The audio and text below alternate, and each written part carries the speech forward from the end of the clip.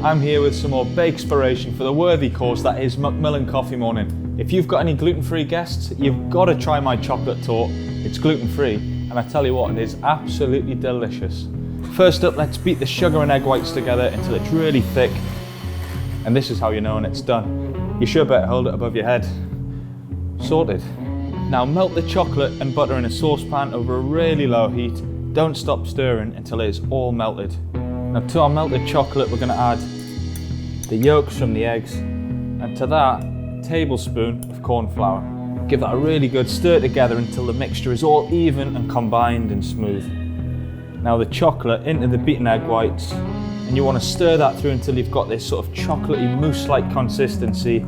Now the mix goes into the cake tin and just smooth it out all the way to the edges. And that's it, we're just going to chuck that in the oven for 25 to 30 minutes.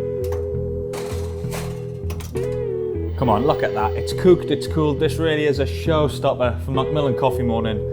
It smells so chocolatey and indulgent. Let me know in the comments how you get on. So good. In the meantime, I'm going in for more. Enjoy. That is bonkers.